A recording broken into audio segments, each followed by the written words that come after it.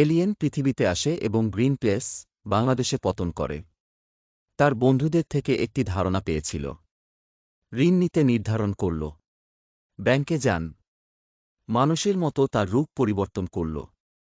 একটি ব্যবসা ধারণার মাধ্যমে ব্যাংকারকে অনুপ্রাণিত করল। ব্যাংক ঋণ অনুমোদন করল। টাকা নিল। একটি বড় বাড়ি কিনল। পৃথিবীতে অনেক উপভোগ করল। তারপর পৃথিবী ছাড়ল।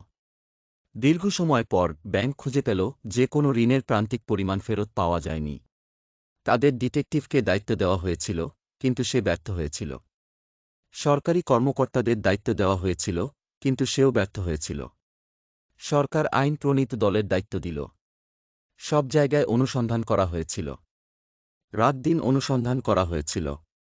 এখানে ও ওখানে খোঁজা হয়েছিল, কিন্তু কিছুই পাওয়া যায়নি। পরবর্তীতে ফাইলটি বন্ধ করে ঋণ খেলাপির তালিকায় একটি নতুন নাম যোগ করা হল।